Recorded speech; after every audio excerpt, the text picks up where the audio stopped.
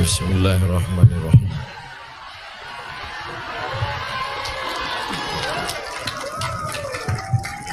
Assalamualaikum warahmatullahi wabarakatuh.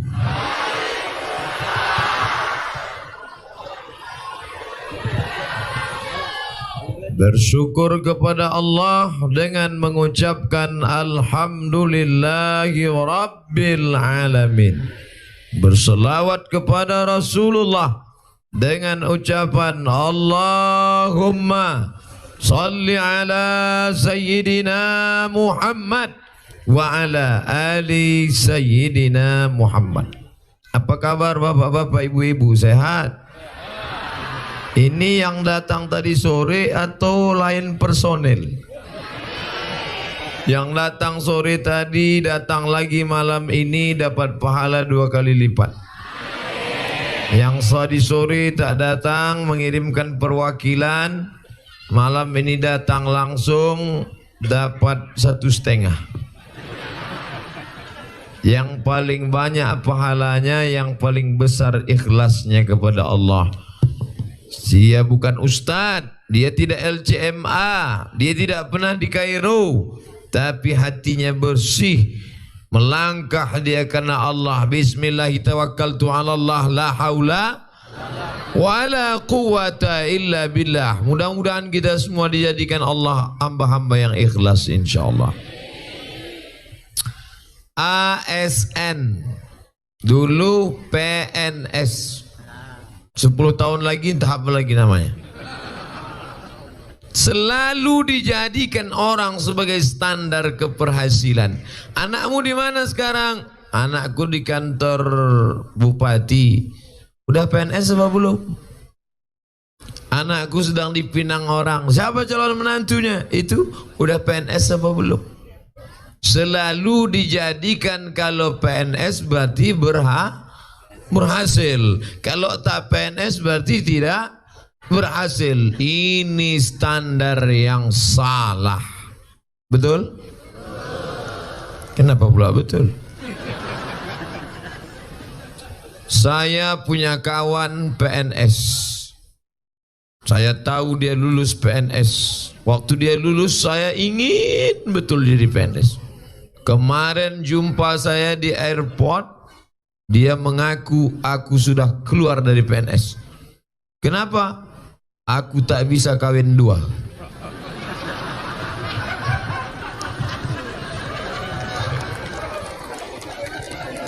Jumpa saya, dibawanya istrinya.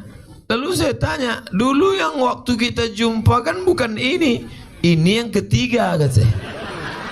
Coba kalau aku PNS sampai mati itu aja kan. Makanya aku keluar PNS, kata dia. Nah sekarang saya tanya, mau PNS atau keluar PNS? Ragu kan?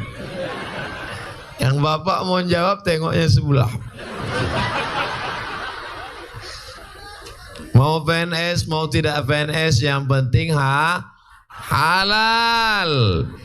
PNS berangkat dari rumah jam 7 pagi, masuk kantor jam 8, di absen.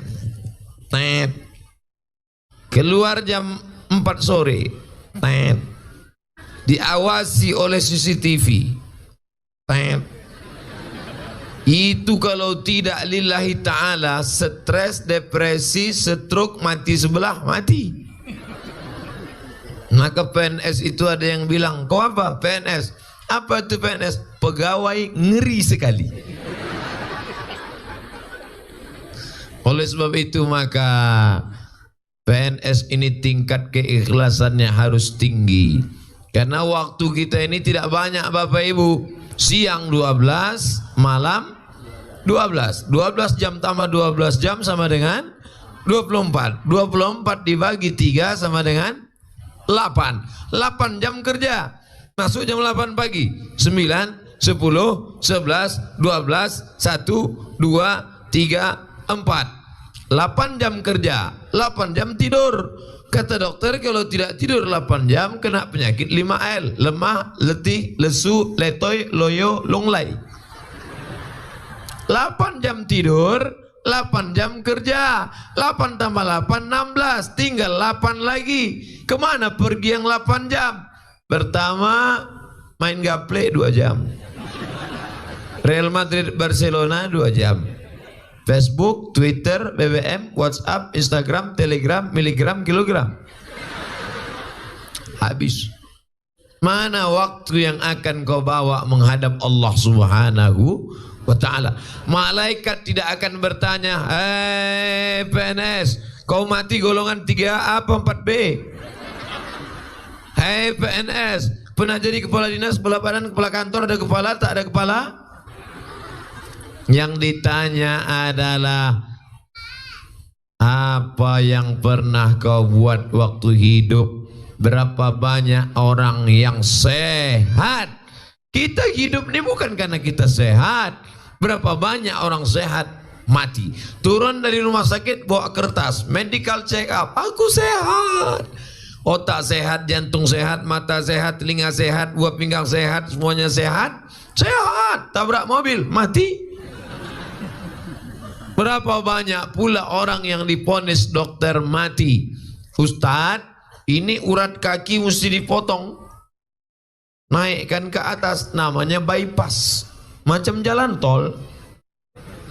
Kalau tidak bypass, ini darah sudah tersumbat, Bapak mesti bypass. Kalau tidak mau, 2 Jumat lagi gol. Sudah berapa lama Bapak hidup? Udah 2 tahun, tak mati-mati. Dokter yang memvonis tuh udah mati duluan. Alladzi khalaqal mauta, Allah yang menciptakan mati, wal hayata, Allah yang menciptakan hidup. Untuk apa Allah buat kita hidup sampai malam ini? Liyabluwakum ayyukum ahsanu amala, untuk diuji siapa yang paling baik amal. Masalah siapa yang duluan, siapa yang belakangan tak penting. Ini malam ini, acara ini melanggar peraturan. Kenapa? Yang mengaji tadi Tengku Abdul Qadir, yang ceramah Abdul Somad. Menurut peraturan sesama Abdul dilarang saling mendahului.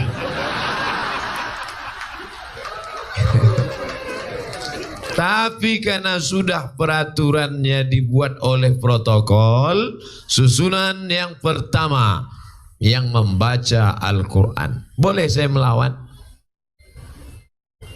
Di sebelah kanan saya Pak Bupati, di sebelah kiri saya Pak Wakil Bupati. Boleh saya komplain, Pak Bupati? Kan saya diundang sini, kenapa tak saya ceramah duluan? Ikuti aja apa kata protokol. Yang naik memberikan kata sambutan Bapak Wakil Bupati. Pak Bupati udah tadi sore, Pak Wakil Bupati. Padahal acara ini terjadi karena banyak pihak, betul?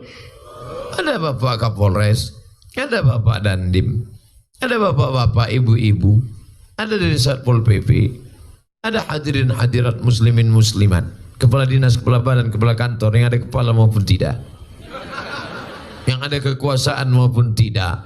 Tapi yang naik ke atas ini hanya 4 saja. Yang pertama protokol, yang kedua qari baca Quran, yang ketiga Bapak Wakil Bupati, yang keempat Ustadz Somad. Ustadz Somad punya waktu 90 menit, 60 menit tausiah, 90 menit tanya jawab, habis itu baca doa, habis itu pulang. Ada makan bersama di rumah masing-masing. Saudaraku yang dimuliakan Allah Subhanahu wa ta'ala, biasanya kalau saya mau pengajian ada orang ngasih kertas. Biasanya kalau ngasih kertas itu pertanyaan, kita baca dulu. Hamba Allah ada lokasi untuk sekolah tahfiz Quran 3 hektar. Tadi sore 1/2 hektar.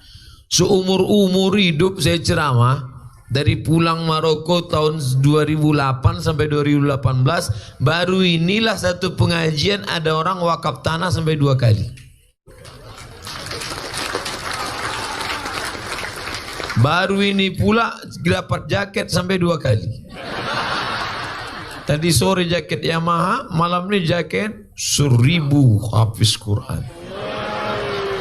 Masya Allah, sampai mati saya ingat. Kita kalau ceramah sana, ceramah sini, ceramah banyak lupa. Ustaz ini di mana? Aduh aku tak ingat. Ini di mana? Aku tak ingat. Tapi di sini insya Allah, Ustaz ingat tak dulu di ceramah waktu di Aceh? Di mana yang paling ingat? Itu yang ada ngasih wakaf 2 kali. 1,5 hektar, 3 hektar. Inilah yang akan kekal abadi, baik PNS mau tidak PNS. PNS, berapa lama kerja PNS? Lulus PNS umur 25, meninggal umur 65, 35, 45, 55, 65. Tapi 63 Pak Ustaz, biar mudah ngitungnya saya buat 65. 40 tahun kau kerja, pergi pagi pulang petang, bangun tidur kerja, stroke mati. Kerja, makan kambing, akikah, diabetes mellitus, mati. Yang kau bawa mati itu apa? Kalau sempat engkau menolong orang. Saya tak bisa Pak Ustaz nolong. Saya pun PNS, gaji pas-pasan. Ini dipotong untuk bank, ini dipotong untuk anak. Ini kredit mobil, ini kredit rumah. Ini satu-satunya yang lunas di rumah itu bini dia aja. Yang lain tuh kredit semua. Orang detak jantungnya normal.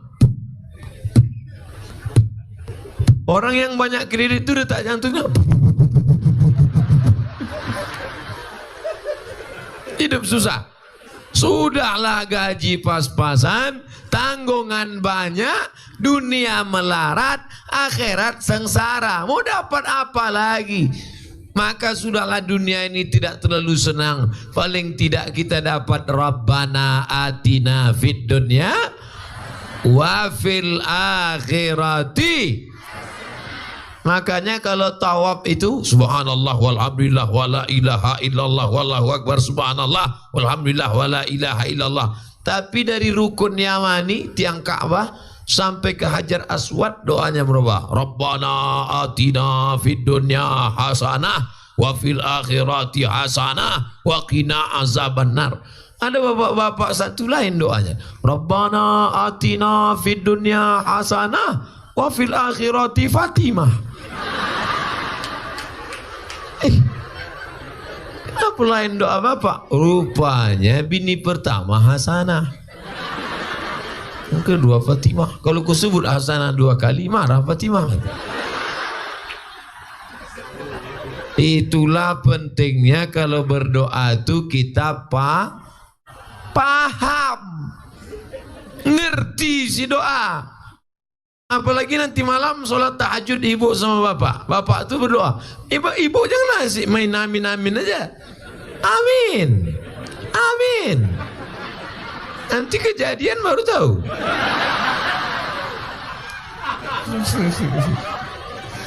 Bapak Ibu yang dimuliakan Allah Subhanahu wa taala. Tapi itulah enaknya PNS. PNS jangan takut, jangan cemas. PNS tidak akan bisa beristri 2 sebelum ada surat izin istri gimana? Udah agak tenang kan? Tenang, jangan takut, jangan cemas. Tapi masalahnya nikah ini ada pula yang tak berbunyi. Namanya nikah sih. Jangan mau nikah siri. Ingat, perempuan jangan mau nikah siri. Kenapa? Nanti kalau suamimu tiba-tiba meninggal, engkau tak bisa dapat harta warisan. Ketika kau menuntut, mana warisan saya? Mana hitam di atas putih. Ini foto kami selfie, tak laku.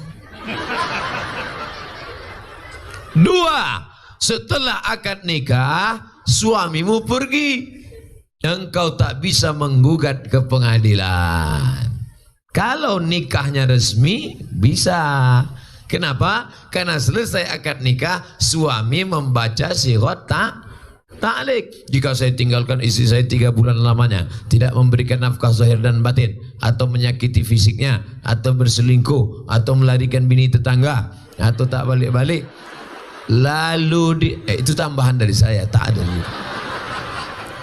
Lalu dia melapor ke pengadilan agama, maka hakim menjatuhkan talak 1, maka jatuhlah talak 1 kepadanya. Ini banyak perempuan yang tak ingat ketika suaminya baca sighah ta'liq. Ustaz, suami saya tidak ngasih nafkah saya sudah 2 tahun. Apakah saya ini masih istrinya? Masih. Lalu bagaimana saya caranya lepas? Gugat ke pengadilan. Dulu kan udah baca sighah ta'liq. Gara-gara apa? Waktu suami baca sighah ta'liq dia tak dengar, asyik foto.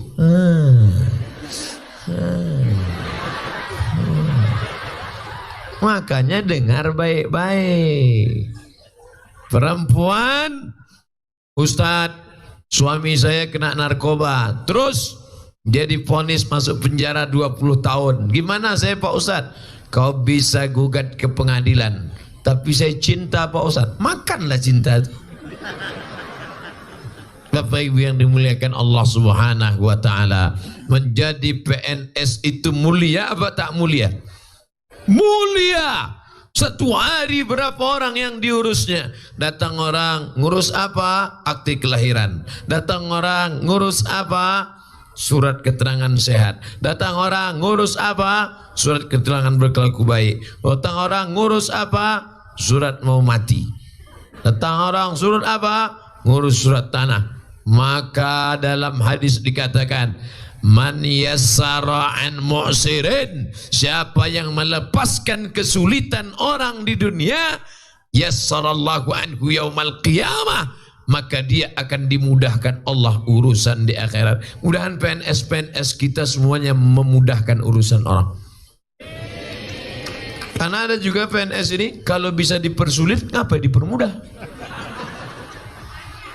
Makanya Nabi Muhammad SAW stempelnya itu diletakkannya di kelingking. Stempel Nabi di kelingking. Kalau ada surat, ya Rasulullah ini ada surat. Ini ada surat. Orang sekarang stempel diletakkan dalam kotak. Kotaknya dikunci. Dimasukkan dalam laci, lacinya dikunci. Masukkan dalam lemari, lemarinya dikunci. Masukkan dalam kamar, kamarnya dikunci. Masukkan dalam rumah, rumahnya dikunci. Kuncinya hilang. Makanya bapak-bapak buat stempel di cincin, letakkan di kelingking. Kalau ada orang mau urusan, jumpa di lampu merah pun bisa. Pak, ini ada urusan. Tapi baca dulu. Tak baca asal tangkap KPK. Oleh sebab itu maka ini penting. Kalau mau beramal soleh, jadilah PNS. Betul? Banyak yang tak setuju. Betul katanya. PNS menjadi pegawai abdi negara. Tapi kalau PNS yang berkhianat, minta ampunnya kepada 97.000 orang. Ustaz dari mana itu? Jumlah penduduk Gayo Luas. Gayo Luas ini penduduknya 97.000. Kalau tak percaya, hitunglah sendiri. Siapa yang curang? Kantor masuk jam 8, masuk dia 8.30. 30 menit makan duit haram, minta izinnya ke 97.000 penduduk Gayo Luas. Carilah di akhirat nanti. Di padang mahsyar berkumpul sejak zaman Nabi Adam sampai Adam Smith. Adam, Idris, Nuh, Salih, Ilyas, Ilsa. Sedang di padang mahsyar berkumpul kita semua. Di mana mau mencari orang? Di padang panjang aja payah jumpa. Di padang mahsyar 97.000 orang, Pak. yang akan kau minta maaf. Kenapa? APBD, uang belanja daerah kabupaten itu milik 97.000 orang. Memangnya bisa kau masuk surga karena sholatmu? Sholat, puasa, itulah yang dikatakan Nabi, ada nanti orang di akhirat masuk neraka, jumpa Allah pada hari kiamat. Yati bi sholatin, sholatnya banyak, sholat duha, sholat witir, sholat tahajud, sholat qobliyah, sholat ba'diyah, sholat isyraq, sholat zuhur, sholat asar, sholat maghrib, sholat jumat, idul fitri, idul adha, sholat hajat. Banyak lagi. Sholatnya banyak, puasanya banyak. Senin Kamis, Ayamul Bait, Asyura, Ramadan, Qadha, 6 hari bulan Syawal. Zakatnya banyak, tapi ternyata menzolimi orang banyak. Insya Allah saya banyak juga saya zolimi ini. Bayangkan orang sebanyak ini kalau sampai dia tersinggung. Tadi sore saya ceramah 70 menit, malam ini 90 menit. Apakah Bapak Ibu tersinggung mendengar ceramah saya? Nah, selesai. Makanya kita selalu minta maaf. Assalamualaikum warahmatullahi. Assalamualaikum warahmatullahi. Sehat Pak TNI, sehat Pak Polri. Itu minta maaf itu. Insya Allah kalau sholat dia selalu minta maaf, selesai. Jumpa saya, Assalamualaikum Pak Bupati, Assalamualaikum Pak Wabub, Assalamualaikum Pak Kadis, Assalamualaikum Pak Sekda, Assalamualaikum Pak Kapolres, Assalamualaikum Pak Dandim, Assalamualaikum Pak banyak bapak-bapak. Ibu-ibu tak ada. Alhamdulillah selama di sini tak ada salaman sama ibu-ibu. Tak ada satupun ibu-ibu ini yang mau salaman sama saya. Kenapa? Karena orang gayo luas, orang yang sudah mengaji, haram menyentuh tangan perempuan yang tidak mahram. Selama di sini tak ada perempuan yang mengulurkan tangan. Di tempat lain, Ustaz, dia tak apa-apa, kita yang berat. Paksa pakai jurus. Astagfirullah. Kenapa Ustaz tak mau salaman sama dia? Ya ayyut'ina ala ra'si ahadikum, dicucukkan paku ke kepalamu lebih baik daripada menyentuh tangan perempuan yang tak mahram. Patutlah kami tengok Ustaz itu, asal ada nenek-nenek mau salaman, asal ada anak gadis. Itu terbalik. Kalau nenek-nenek baru kita pegang, karena tidak membangkitkan syahwat. Kalau anak gadis jangan. Tapi sekarang ada pula jenis orang lewat anak gadis cantik, cuek aja dia. Lewat anak gadis tak bernafsu dia. Lewat anak lajang baru bernafsu. LGBT, bencong, homo. Mudah-mudahan generasi kita diselamatkan dari penyakit ini, insyaAllah. Bapak Ibu yang dimuliakan Allah, maka menjadi PNS kehormatan, menjadi PNS kebahagiaan, bisa menyenangkan 97.000 orang, bisa membahagiakan 97.000 orang, bisa menyenangkan hati 97.000 orang, masuk surga kau secepat-cepatnya.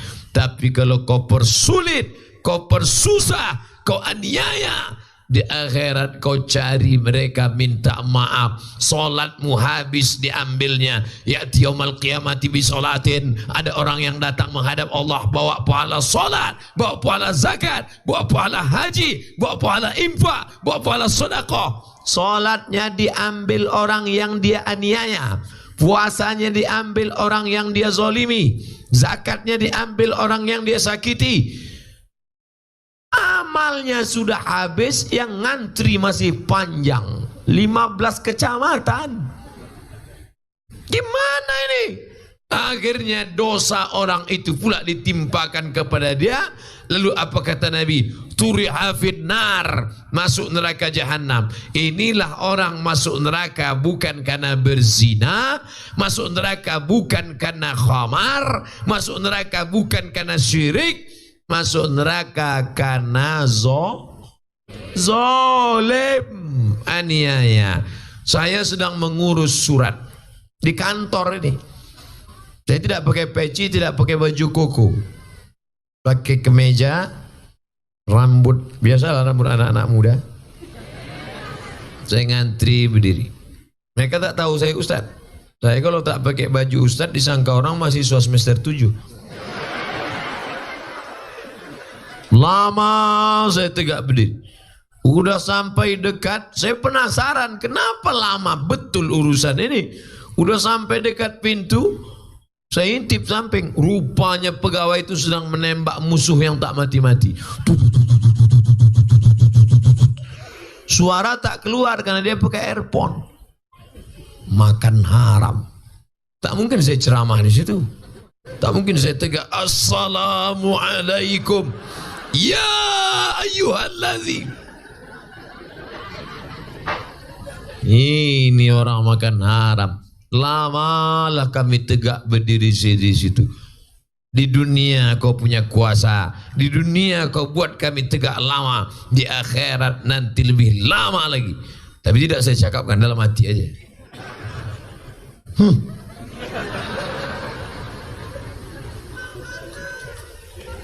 Razia Satpol PP di mall.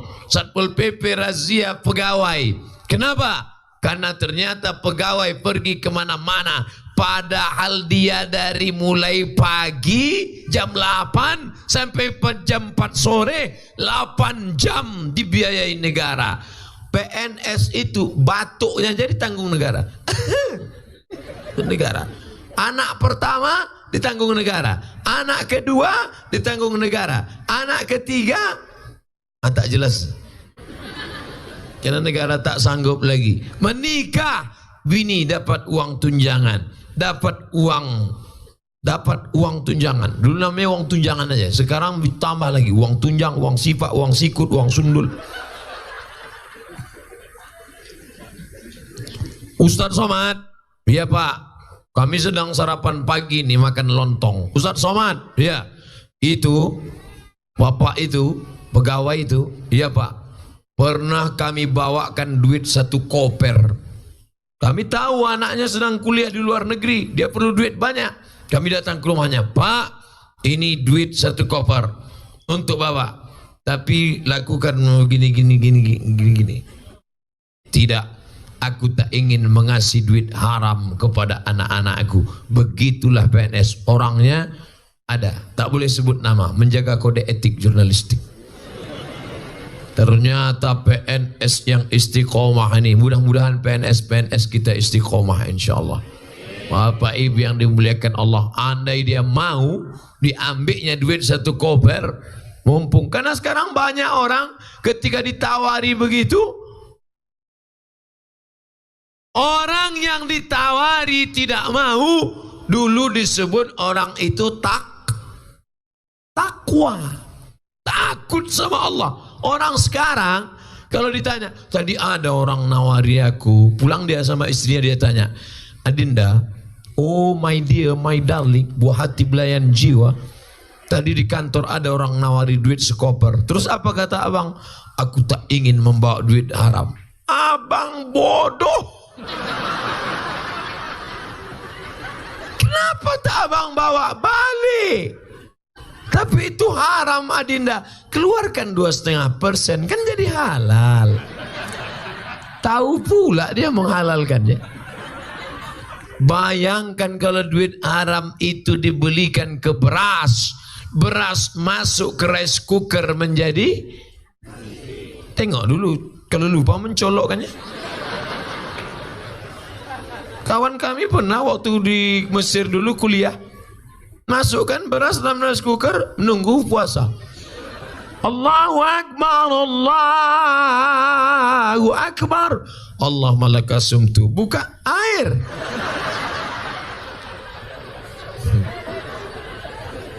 Beras masuk rice cooker menjadi nasi. Nasi disuap masuk ke mulut. Allahumma barik lana fima razaqtana wa qina azabannar. Yummy. Sepiring nasi masuk ke mulut berubah menjadi setetes darah. Itu sepiring nasi yang kau kunyah itu, nak. Itu jadi setetes darah. Setetes darah masuk ke jantung. Jantung inilah yang menyemburkan darah naik ke otak. Coba rasa jantung sebelah kiri, berdegup apa tidak? Berdegup? Kalau tidak kasih tahu. Biar tahu kami mencarikan kain kapannya.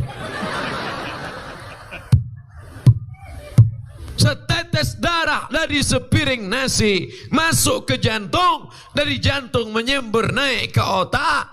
Ternyata darah setetes tadi darah haram. Masuk ke jantung menyembur naik ke otak. Otakmu menjadi hitam. Ayatnya semua bapak ibu hafal. Nasiyatin kazibatin khati'ah. Ubun-ubun, penipu, pembohong, pelaku dosa. Yang berdosa kan kaki, yang berdosa kan tangan, yang berdosa kan mata. Mata, tangan, dan kaki diperintah oleh otak. Makanya kalau oksigen kurang naik ke otak, itulah yang disebut dengan stroke ringan mati sebelah. Mudah-mudahan yang kena sehat insyaallah, amin. Kalau dia tobat, kalau tak tobat mampus dia situ. Janganlah Pak Ustaz, kasar sekali Ustaz ini. Allahumma hdi qaumana, berikanlah hidayah kepada saudara-saudara kami ya Allah.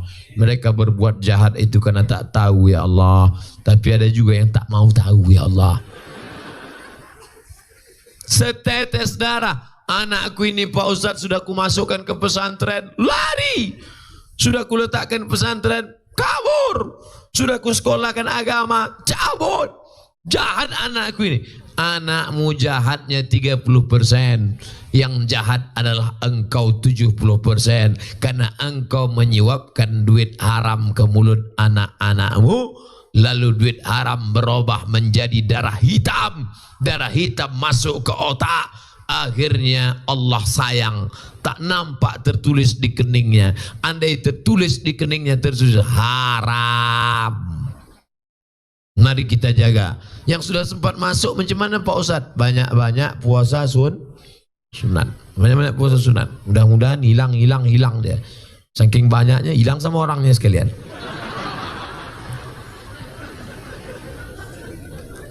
Ayyuma lahmin, setiap daging di badan, nabata min haramin. Kau makan sepiring lontong sayur. Janganlah lontong terus Pak Ustaz. Nasi uduk. Nasi uduk Pak Ustaz. Nasi lemak. Nasi rendang atau serahlah apapun namanya.